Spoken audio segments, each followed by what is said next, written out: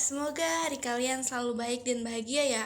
Serta untuk Sobat Rugi yang lagi mendengarkan, Selamat datang di podcast Ruang Berbagi. Untuk teman-teman pasti sudah kenal kita berdua nih dari episode sebelumnya. Tapi menurutku tuh nggak bisa dipungkiri ya kalau bakal ada sobat baru yang ikut hadir di episode kali ini. Jadi, halo semuanya. Perkenalkan aku Tatu yang selalu berdua dengan Krisna atau panggilan akrabnya tuh Nana sebagai rekan seperjuangan dan juga host di podcast ini. Hai, ini mah bukan seperjuangan lagi, tapi udah sehidup semati. Aduh, berlebihan banget Nana. Nah, kembali ke topik yang akan kita bahas. Apa teman-teman Rugi ada yang masih ingat? Sini, aku sama Nana kasih tahu ya. Hari ini tuh kita bakalan berbincang-bincang kelanjutan dari Majas. Seperti di episode sebelumnya, kita kan sudah dengar tuh dari Dapa kalau Majas itu banyak macamnya dan beragam. Betul, yang memang ternyata gaya bahasa tuh beragam dan perlu kita ulik lebih dalam untuk menambah pemahaman kita semakin luas, betul nggak? Betul, karena itu Sobat Rugi, kita akan ngobrol-ngobrol seru lagi bareng teman-teman kita yang lainnya. Siapa ya? Penasaran banget deh. Sebelumnya kan narasumber kita tuh cuma satu ya. Nah, di episode kali ini tuh kita ngobrol bareng 2 orang loh tuh. Loh iya, bakalan seru nih, jadi gak sabar deh. 2 orang teman kita ini bakalan ngobrol bareng kita dan memberikan banyak pengetahuan buat kita juga Sobat Rugi nih. Yaitu ada Laura Ingrid Dominika Gultom bersama Salsabila Azahra. Serius nak, hari ini mereka yang bakalan ngobrol bareng kita. Gak kebayang deh, pasti bakal seru banget. Beneran tuh, kita bakalan ngobrol sama mereka dan seru-seruan bareng. Nah, ya udah ya, tanpa berlama-lama lagi, langsung aja kita panggilkan mereka berdua.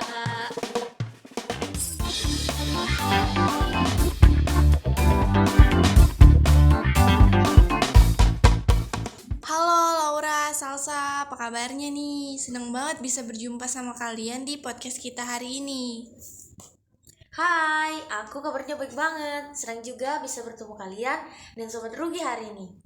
Aku juga kabarnya baik dan senang banget bisa ngobrol-ngobrol di sini. Oke, makasih ya kalian udah mau menyempatkan diri nih untuk datang.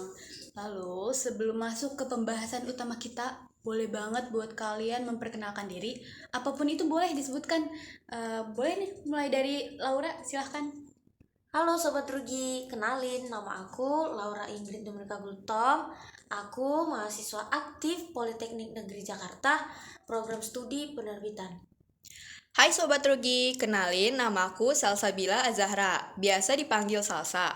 Aku adalah mahasiswa Politeknik Negeri Jakarta, prodi penerbitan yang aktif di dalam Kominfo. Widih, keren abis teman-teman kita ini. Guys, kalian berdua udah siap kan untuk mengobrol tentang ragam gaya bahasa jurnalistik yang pastinya seru banget dan bermanfaat nih.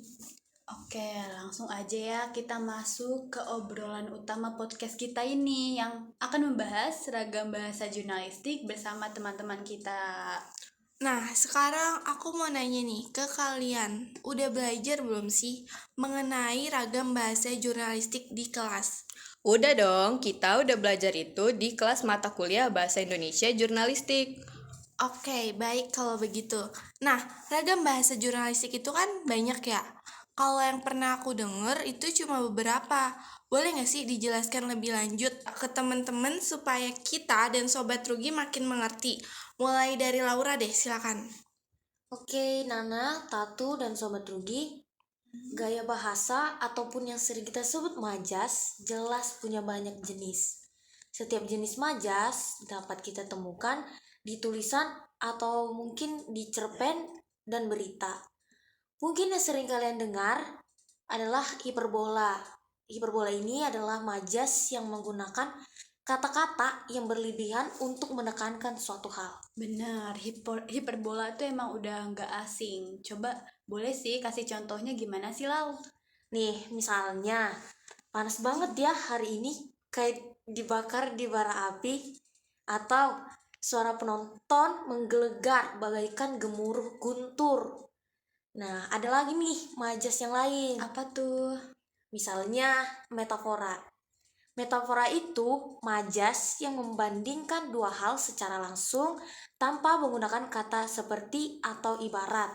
Salah satu contohnya yang aku ketahui, banjir bandang yang menerjang desa itu bagaikan tsunami darat. Lalu, apalagi ya yang biasanya orang dengar? Itu majas personifikasi. Majas ini itu memberikan sifat-sifat manusia di dalamnya. Contohnya, anginnya menderu kencang seolah meraung amarah. Nah, ada lagi nih yang biasanya orang tuh udah familiar, yaitu majas simile. Majas yang membandingkan dua hal menggunakan kata bagai. Contohnya, keramahan penduduk desa bagaikan oase di tengah padang pasir. Itu yang biasanya orang dengar. Nah, kali ini aku mau bakalan jelasin majas yang jarang banget orang dengar. Majasnya itu adalah pars pro toto. Majas ini menggunakan sebagian dari suatu hal untuk mewakili keseluruhannya. Contohnya itu seperti sejumlah aparat kepolisian diterjunkan ke lokasi kejadian. Nah, setelah itu apa ya? Aku lupa deh. Apalagi ya, Sal? Waduh, bisa-bisanya lupa. Jadi selanjutnya itu ada majas metonimia. Metonimia menggunakan nama suatu hal untuk mewakili hal lain yang berhubungan erat dengannya. Contoh, presiden menyampaikan pidatonya di depan parlemen. Metonimia presiden mewakili kepala negara. Atau tim Garuda berlaga di ajang Piala Dunia. Metonimia Garuda mewakili tim nasional sepak bola Indonesia. Terus ada majas alegori. Alegori adalah majas yang menggunakan suatu cerita untuk menyampaikan pesan moral atau makna yang lebih dalam. Contohnya kisah Cinderella yang menjadi inspirasi bagi banyak orang untuk tidak pernah menyerah pada mimpi mereka. Atau novel Animal Farm karya George Orwell merupakan alegori tentang sistem politik yang represif. Selanjutnya ada majas totem pro parte. Bentar-bentar, totem pro parte tuh apa sih, Sal? Kok aku baru denger ya? Nah, gini nak, totem pro parte itu menggunakan keseluruhan suatu hal untuk mewakili sebagiannya. Contohnya, Indonesia mengecam keras aksi brutal tentara Israel, atau masyarakat dunia harus bersatu untuk melawan terorisme. Begitu, semoga kalian mengerti ya.